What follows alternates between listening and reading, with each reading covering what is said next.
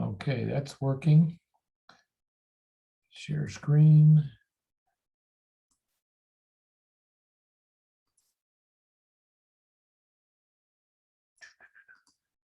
Okay, now that we got that up, good morning to all, and we're going to run this very informally. So please break in, ask questions anytime you want to do it. This PowerPoint presentation is meant as a crutch for me. It's a discussion, ideas, points of that have come up over the last couple of years. I've been the district treasurer for the past 2 years. I am going to be one more year. I've also been the district finance chair for the past year and was just recently reelected for the next year. So I've got a little insight into what goes on with the district, and if not, I've got an opinion. So first off, you don't really need to be an accountant to be a good treasurer. It helps, maybe. I think sometimes it gets you too focused on some things. Common sense, fiscal responsibility, and attention to detail are the biggest points that you need to think about. And let's see. It's an important job and responsibility, of course. You're in charge of the money, and nothing really happens in a club without money most of the time. A term that I got introduced to in the military, and I was a 27-year Air Force officer, was color of money. There are different colors of money, so to speak, and the way you use that term, there's club money, there's district money, there's money from RI, money for grants and such like that. So you have to keep that in mind as you go through accounting for things. Most of the time you won't run into too much of that, but when you get a grant, for instance, in the club, that money from RI has to be accounted for and reported. So you will be involved somewhat with that.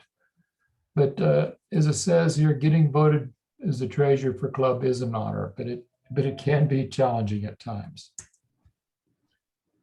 This is a busy slide, but it's just meant to cover a lot of things that I've got out there. Work to develop a budget before your Rotary year begins, and Rotary year begins July 1st.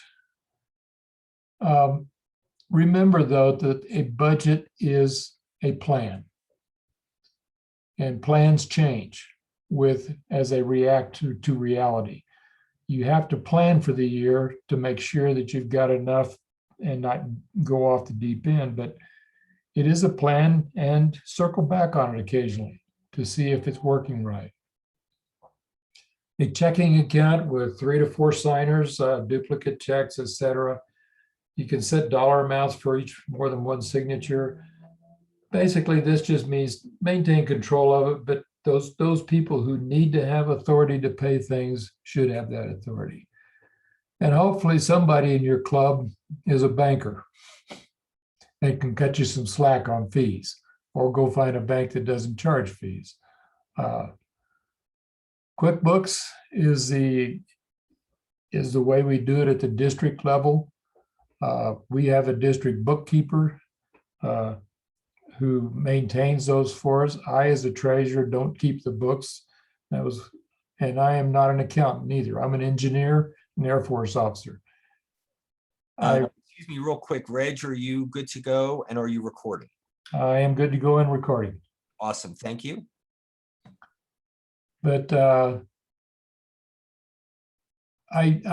of the conditions of me taking this job was that we have a bookkeeper who knew what they were doing and keeping the books. Come up with some kind of filing system for yourself so that you keep a record of invoices, payouts, and things like that. And I would recommend that you establish a club post office box. Most of the clubs already have this. This ensures that when you step out of the office, the next treasurer comes in, there's continuity. Most of us hold the office for 1 or 2 years. Sometimes some of us hold the office for life. but those are depending on your club. And the audit, or I call it an audit, but use somebody in the club to audit yourself, you annually. The way the district does it, and I accept, is we have an audit committee of Rotarians. And they do basically not a real audit, but they do a financial review of all the books that we all the transactions we have. And most of all, go talk to the previous treasurer, pick her brain and find out what worked and what didn't, and all the nuances of how your club works. Each one of us is different. Any questions so far? Any comments? Reg, Yeah. you know, I've been looking around Club Runner a lot lately, and there's all sorts of great stuff in there. Is there any kind of a, you know, like you said, use QuickBooks or something? Our club uses spreadsheets, or has, as long as I've been there. So I'm trying to, is there something in Club Runner, or is it you need to do some other commercial program or whatever? Yeah, I'm not aware of anything in Club Runner to do that. I know that question's been asked before, if we have a QuickBooks subscription that we can share, and we do not. But I would recommend that you get away from spreadsheets. They're great for some things. They're great for running budgets. One of the things that we actually do at the district level is we use QuickBooks to export to Excel, spreadsheet, the budget against actual expenditures. And what I do with that at the end of the year, I have an Excel product, a spreadsheet product that I give to the governor-elect when they're developing their budget, that essentially gives them the current year budget, last year's budget, the year before's budget, and the year before's budget, so that they've got a 4-year spread basically, and it makes budgeting relatively simple. You could see where the expenditures have been, what's gone on over the last 4 years, and they've got these columns, and they can sit there and develop their new budget based on some of those things. And then you can ask the hard questions of new things, or what are things that are going away, and go from there. But I would try to get away from spreadsheets for doing your budgeting. I know a lot of people do that, but QuickBooks is not that expensive. Yes. Reg, I could comment on Club Runner. Yeah, go ahead. One of the nice things about Club Runner, it has a billing module that you could use to send out invoices to your club members for their dues. And it keeps record of that. And it's also uploadable into QuickBooks. But it's a good way of communicating with the club, because it's built into the communication stuff in Club Runner. Yeah. Mm-hmm. The other thing we've done is we've incorporated Bambora into our Club Runner site, if you like, and that allows our club members to pay their dues using a credit card. What was that term? I'm not familiar with that one. It's Bambora. Bambora, okay. Yeah. So we have the ability to pay for events as well as dues using Bambora, which is a third-party banking system that is collaborated with Club Runner. Yeah. Hey, I also Can I ask? can help here. Go ahead. Peg, there's also a site called TechSoup, and you can get discounts on hardware, software. I have it up right now, and you know, QuickBooks is a software that they do surprise. So basically, it's discounted fees for software, hardware, even services for nonprofits. Yeah. What was the name of that again? TechSoup. TechSoup. Yeah. Okay. Yeah, it's not hard to find a good copy of QuickBooks, but I would highly recommend it. And even as an engineer, I can understand how it works. It helps me, keeps me out of trouble. As I said earlier when we introductions, I do the Rotary Youth Exchange books, and I do those on QuickBooks, and then they merge with the districts. But you touched on one of the other things I was going to talk about a little later, but you heard in Tom's presentation this morning about payment and, the millennial age, and how I can still remember handing a check to a young guy, and he says, "What is this? What do I do with this? What's a check?" So electronic means of payment, there's many of them out there. Bambora is one, PayPal, Google's got their own. There's all kinds of ways to pay electronically now, and most of our younger members don't even know what a paper check is. It's a pain in the neck to them. Hey, Gordon, so you said you use that Bambora. How many of your club members pay electronically? Because I know I have several in our club that would not do that probably. We give them the option to pay both by check and by credit card. So they could do either one. And I would say about half of them use the credit card and half of them would pay by check.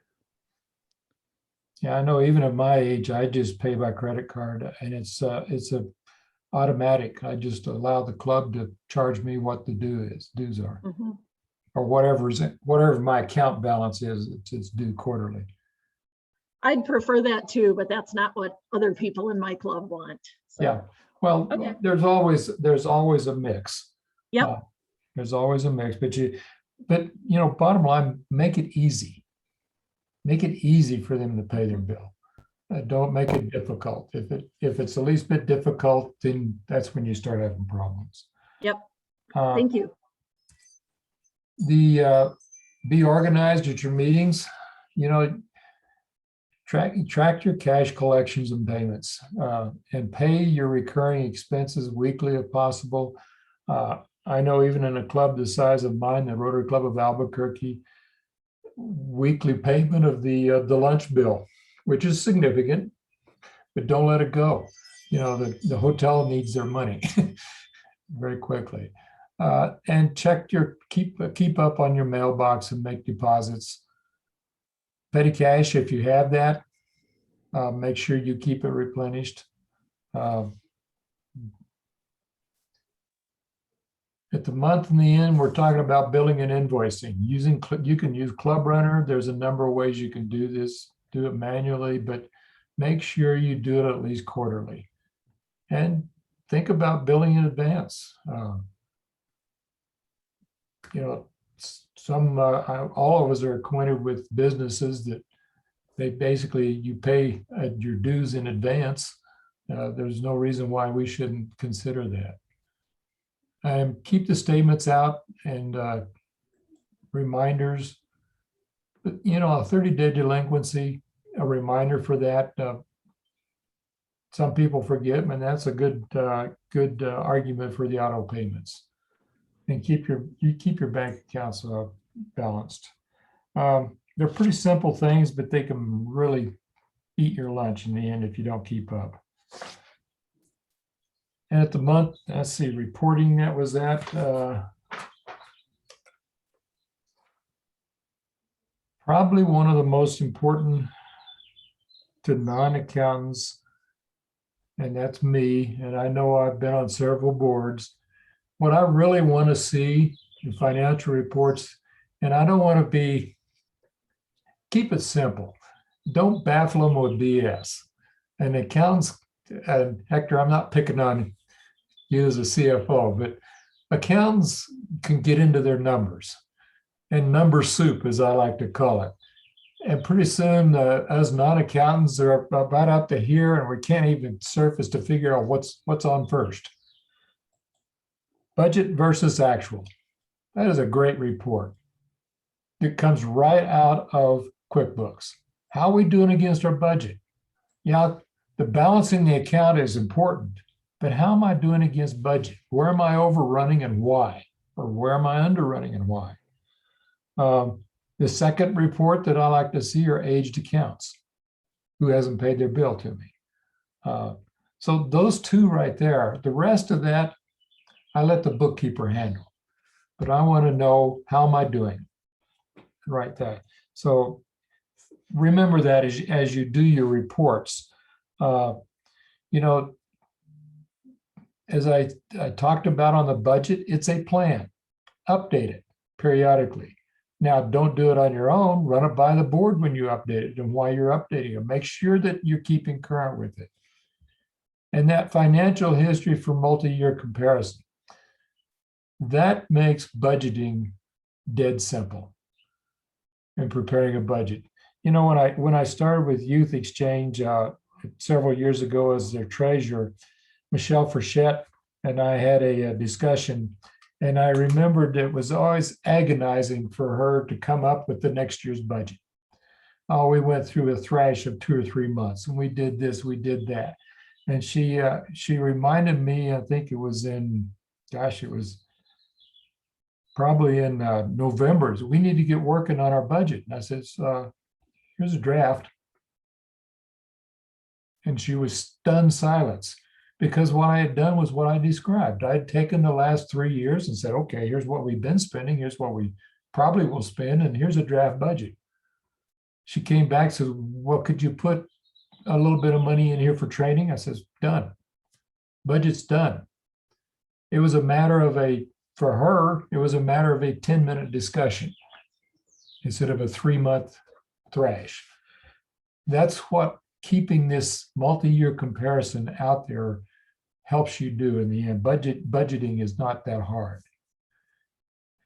Now, your Rotary Foundation donations that you get from members, make sure you remit those on a regular basis, and make sure you close that out by year's end or before the year's end.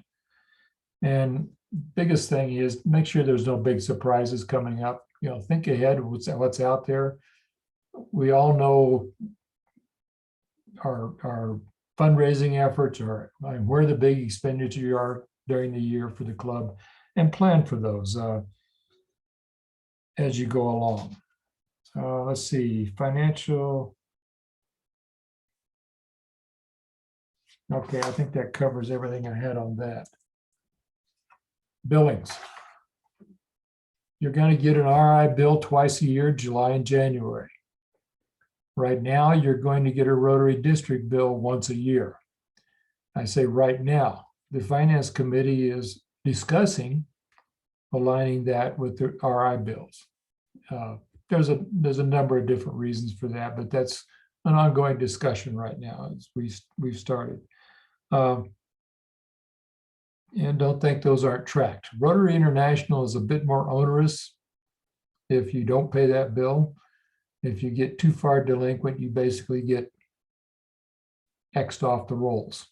Your club ceases to exist to RI. You don't really want to do that. Rotary District, if you don't pay your bill to the district, we have trouble meeting our budget. So both ways, kind of try to pay attention to these. Right now, we've done pretty well. Everyone has paid their RI bill this year.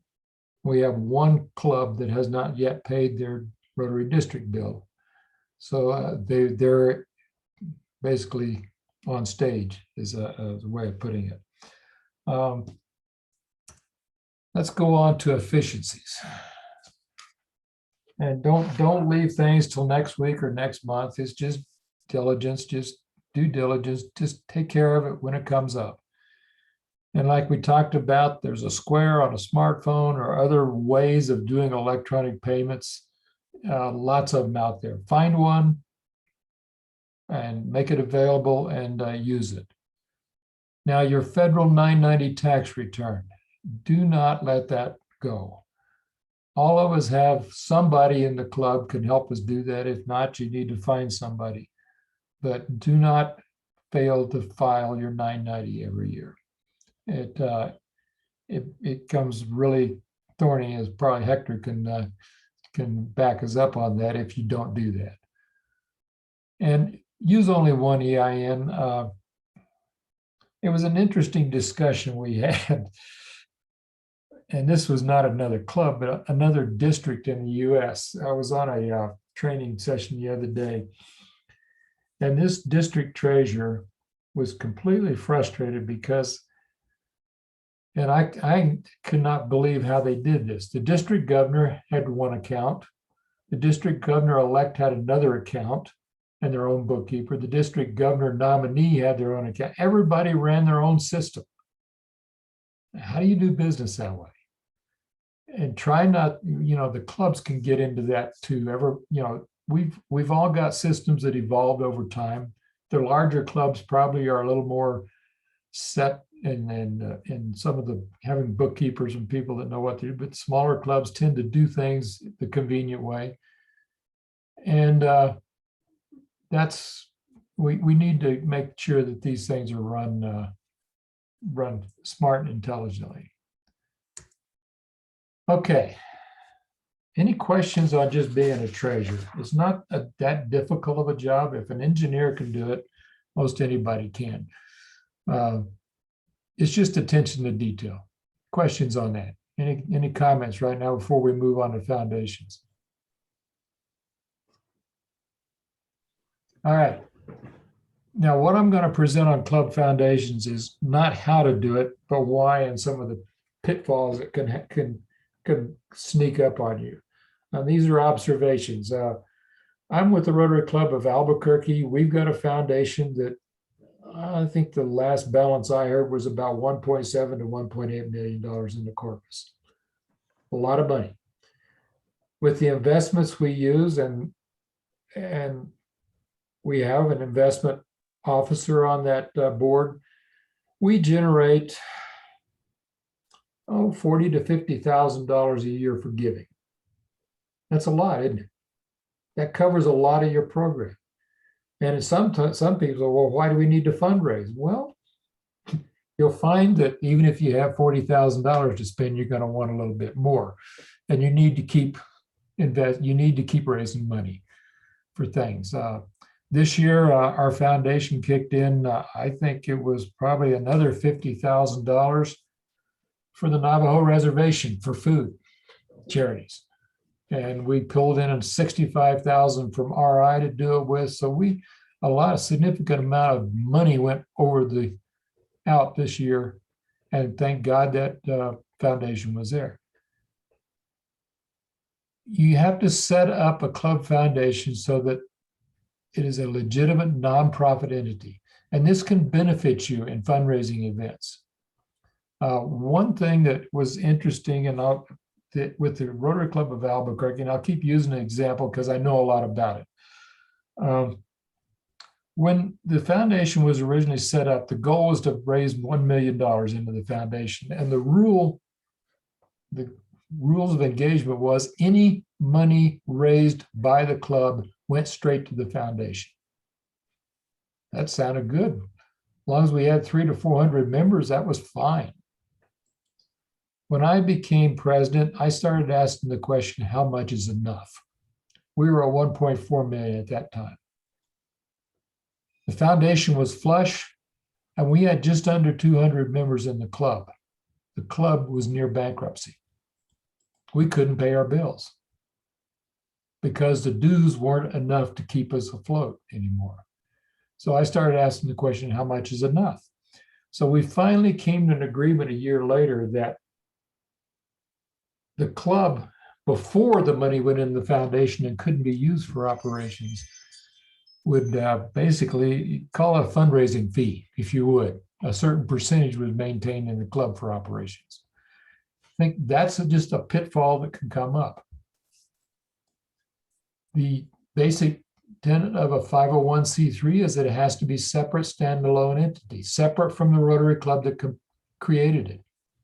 It has its own board. It has its own board president, separate from the Rotary Club board. You need to set clear goals and expectations as to how the foundation works in the club's charitable process. I'll leave it at that. There's a lot of examples out there that you can look at. Hey, for instance, in the Albuquerque Club, all members of the club are members of the foundation. The foundation does an annual report to the club of how it's doing and what its investments are. The president-elect is a member of that foundation board for the year that they're president-elect. A little bit of training, kind of OJT, if you might think of it. The foundation board members are 3-year positions elected by the foundation members, which are the Rotary Club members. And so that, and then the board president for the foundation board is also a 3-year position, continuity. As I said, District 5520 has several good examples of well-functioning club foundations. I know of 2 of them. The Albuquerque Club, as I mentioned, Del Norte Club in Albuquerque has another one. I'm sure you all know of others. If you're thinking of doing this, talk to those people. Talk to them about how there's, yes, go ahead, Peg. I have a This is, question. Go ahead, Peg, Go first. ahead. oh, this is the whole reason I came to this breakout, because I'm not a treasurer, I'm the president-elect. But anyways, why do you need a club foundation? Because I mean, aren't our clubs already 501(c)(3)s? No, not necessarily. Mine's a 501c4. Okay, I think ours is a 501(c)(3). Is that possible? Possibly. I would take another look at that. Most clubs are C4s. Oh, okay. Now, a reason for a club foundation to have something like that is it smooths out the highs and lows in a simple term. So, you know, you heard me say that $40,000 to $50,000 a year that our foundation generates for giving without touching the corpus. That way we can plan for donations, we can plan for charities, and we can go out and know that we're going to have at least that much to spend every year on charity, even in a bad year. Mhm. Even a year like this year where we're not meeting face to face, we're losing members because people aren't engaged. We still got a significant amount of money to go out and work with charities on. It's a pad back there. It's a wallet to look at. And that's the main reason for a foundation, so that you can build for the future, for the rainy days. We had another question, Gordon. My question is, we're a very small club. We have 12 members. And how do you keep the club foundation and the club separate when you have such a small club? Well, Gordon, that's a good question. And I don't know that a foundation for a 12-member club be a good idea, but it could be a good idea because it would help you for the future as you be a viable donor to things. How do you keep it separate? You probably don't, but you can keep the business separate. I'll be honest, you know, and even in the Albuquerque Club, if you're a foundation board member, you're not a club board member. That's the only distinction there. But the former club treasurer is now the district, or not the district, is the foundation president. You know, so there's a lot of intermixing. There's a lot of discussion going on there. And so it's, I don't know that you really want to keep them that separate. Just understand that it is a separate business. Even if the club ceased to exist, the foundation would still exist. One of the advantages that I see for being a 501(c) is that it makes it easier for people to give and get Yes. their tax deduction. Right now, we're running a project called Community Garden, and people would like to contribute to that, but they want their tax benefit. So Exactly. we're working through the Angel Fire Garden Club, who is a 501(c), and then they pass the money on to us. So it's a bit convoluted. Mhm. Yeah, there is the term for that, I believe, and Hector backed me up on this, is working as an agent a 501c3 can become an agent for some other thing. But it is convoluted, you're right. I have a question for Gordon. So your Bambora account is attached to your foundation then? The Bambora account is attached to our club runner for making donations to the club, for paying Paying your bills. fees for events, and for paying dues. So That's- are those tax deductible? Can they tax deductible? I mean, the people can do that or not? Oh, we're not a 501(c)(3). Oh, you're not, okay. No, and it's something that we've thought about doing, just to facilitate people giving money and getting their tax deduction. Yeah, and that's, like I said earlier, most clubs are C4s and they're not tax deductible.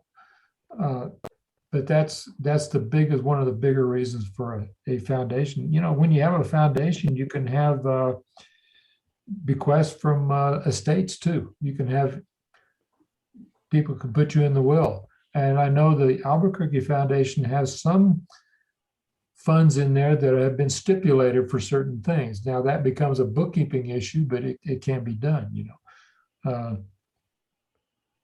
Different people have different wishes.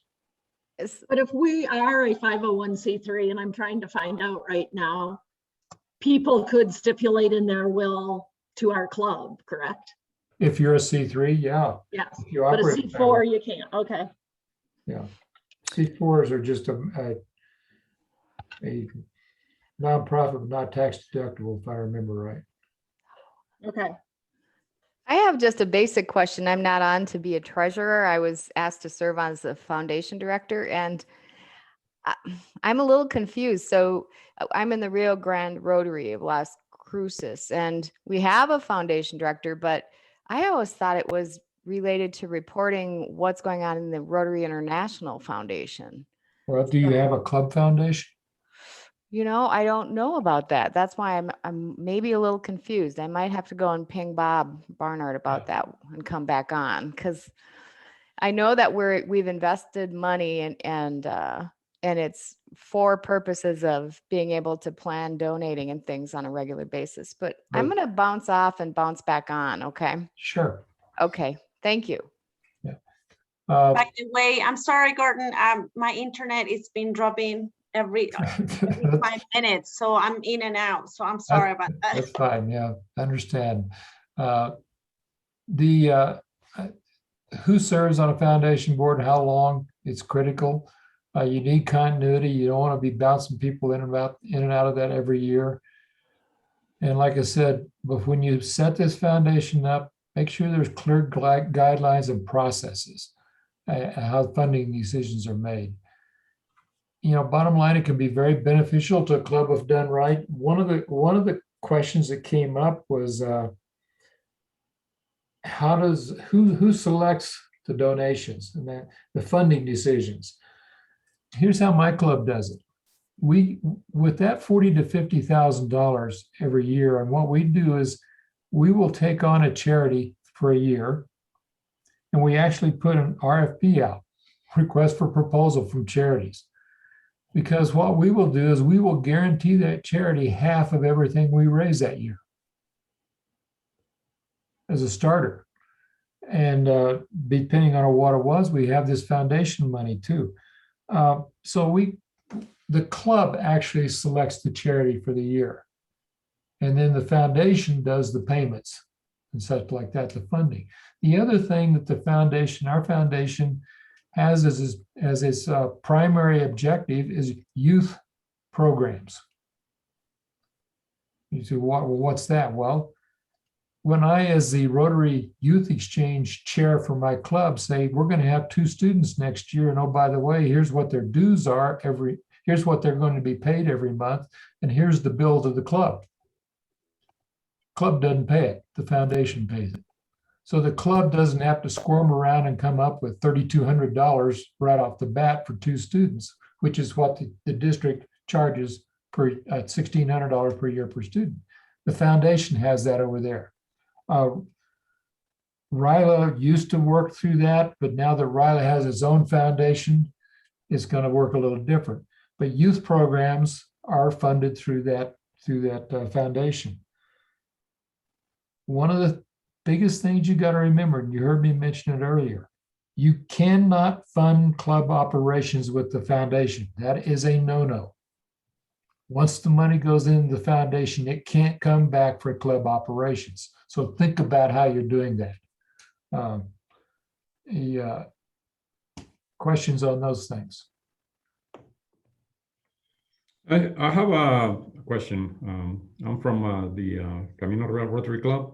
Yeah. We just voted as a club to create a foundation. Yeah. And one of the things that as the incoming treasurer, I think I'm going to be tasked with pretty much trying to get this thing going. And I was trying to see if there is any way you can share maybe some bylaws or something that we can use to get us going, some procedural information. Well, yeah, why don't you, I will see what I can get from the Rotary Club of Albuquerque. I've also got some draft bylaws that I worked with John Bishop out of Santa Fe to set up the Riley Foundation.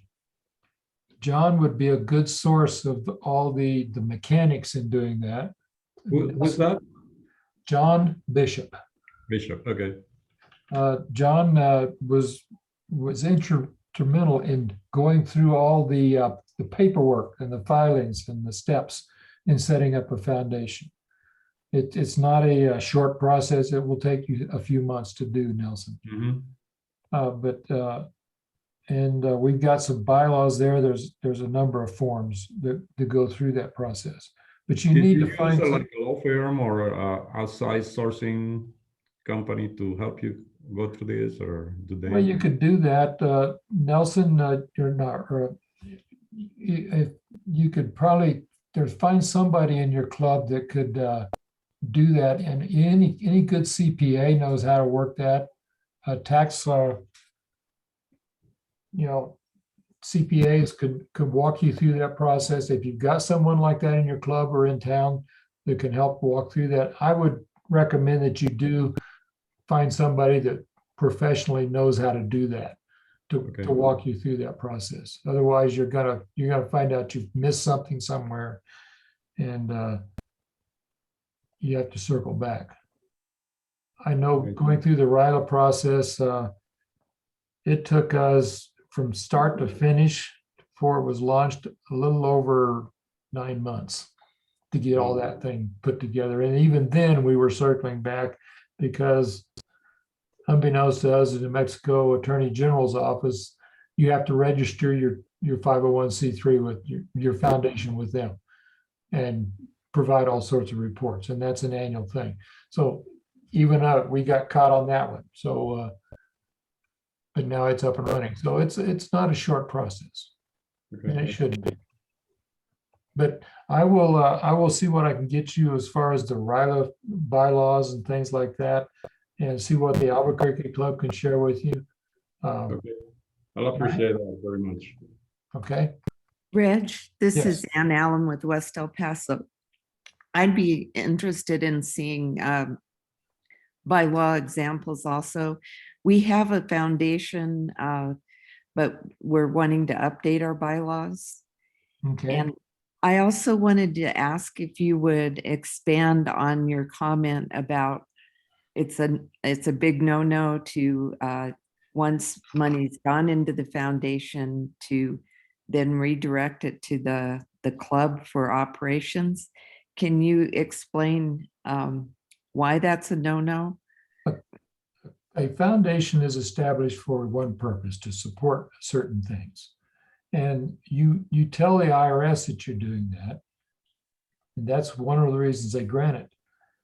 It is for those purposes and those purposes only. Using money to operate something is not one of those things that basically the IRS allows a foundation to do. Now, there's overhead expense within a foundation. You can do that. For instance, one of the ways the Rotary Club of Albuquerque solved that problem is that we have a call her a manager. Ann Singer basically works for the club to do all the administrative. She's an administrative officer for the club. She does all of those things that usually the president and the treasurer and other officers in the club have to do. She also does that for the foundation. So the foundation is allowed to pay her or part of her salary. That it's a direct thing to the foundation, but the foundation cannot pay the rent on the office building. It cannot pay for supplies for the club. It cannot do those kind of things because it's a foundation is established for a specific reason. And that is all the IRS allows. Well, what, Nelson could probably back me up on a couple of those things. I don't know. Can you help? Or not Nelson, but we lost our CPA here. Anyway, that's Hector. Hector. Yeah. Yeah, I agree with what you're saying, and you're exactly right. Various ways of handling that. The club could put in for a grant for that project, special project, so the club gets funding from the foundation or the special funding for the project from the foundation, and then to cover the expenses for that initiative. You know, like I said, my club has done it, solved it in several ways, but partially paying the salary of the administration. The other thing was the club deducts a percentage fundraising fee from funds raised before it goes in the foundation. And those are different ways of helping maintain the club coffers too. If you can't stay afloat just with your dues. You know. Any other questions? I have a question. Yeah. Earlier you mentioned one advantage of having a club foundation is to smooth out the highs and lows. When you say highs and lows, then what are you referring to? I'm referring to we will all experience in our club histories years where we didn't raise that much money. Well, this past year, for instance, did you have a fundraiser? You know, the clubs in yes. Albuquerque banded together for a telethon, which helped.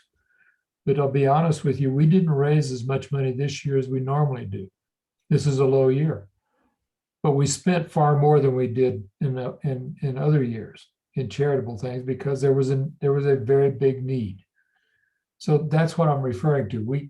If we had not had a foundation this year, we could not have done nearly as much as we did for the Navajo Reservation. Okay, I was going to ask you then, where did the money go to support your service projects then? Our money went, we took on a project to replenish the food banks for the Navajo Reservation. And it was a lot of, we incorporated with the Roadrunner Food Bank, but we also injected somewhere in the neighborhood, a little over $100,000 into that project, between a direct grant from Rotary International and grants from our own foundation and other foundations within the city. So it was a fairly significant expenditure of money and also a lot of time with club members, and it's still ongoing. But that was, it was a high expenditure year and a low income year. And that's where the foundations kicked in. And there will be years where the foundation, quite honestly, because of our fundraising, money goes back into the coffers and increases the corpus. That 40, 50,000 won't be needed. But those are the high years, and that's when the corpus increases and gets paid back. Other questions? A lot of these things that I've presented today are thoughts from my experience and things I've seen, like I said, it's not how do you put together a foundation and how do you be a treasurer. It's just how do you do it? Keep it simple, keep it visible to everyone. You're not there doing a solo job. Engage professional help when you set up your foundations, and be thoughtful in the way you do it so it makes sense. And go ask those clubs that have been doing it for several years how they do it and what are some of the things that they recommend. I'm sure everyone, I know my club would share with you on that. You can come through me to get to the Rotary Club of Albuquerque, or just go on Club Runner and find the club president and talk and shoot a question to Mark Tobias, and he'd be happy to talk to you.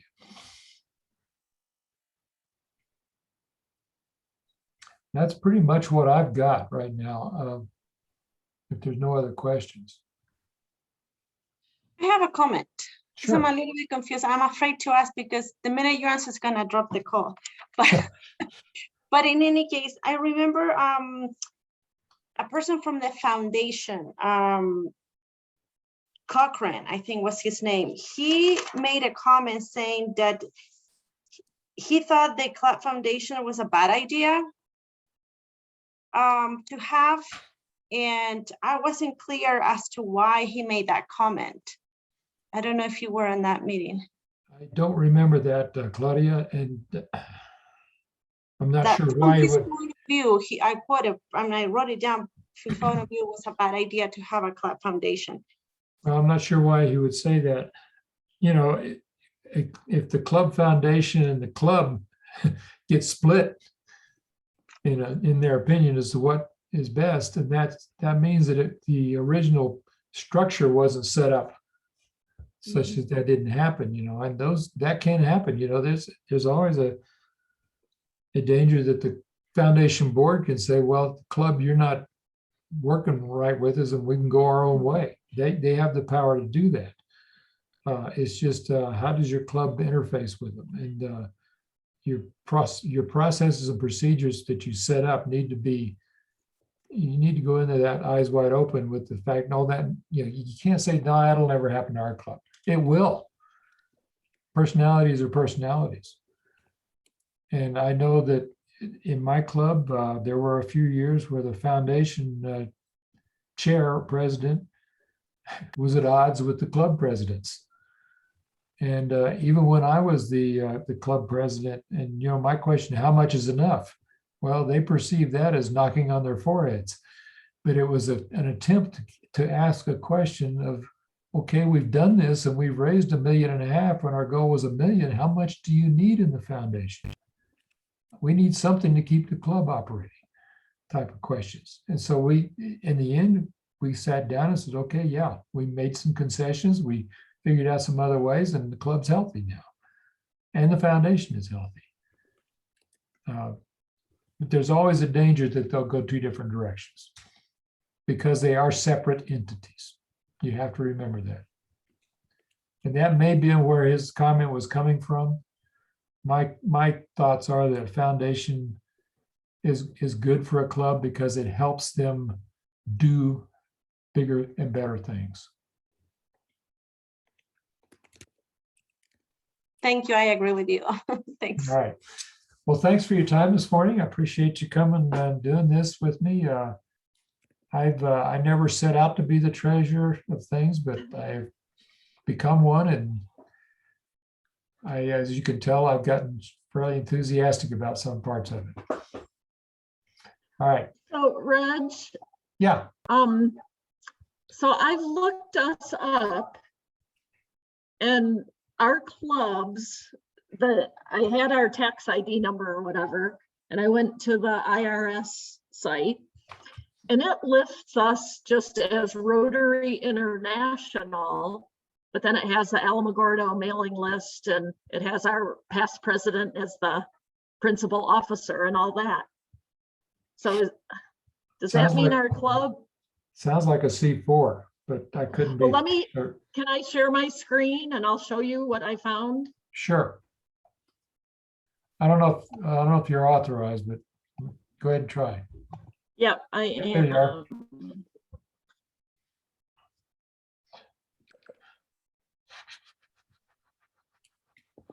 Hector, help me. So let me see. 990 in.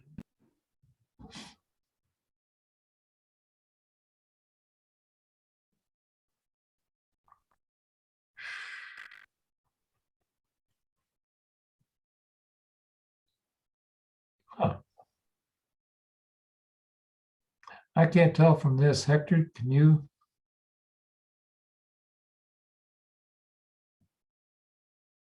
Can't hear you.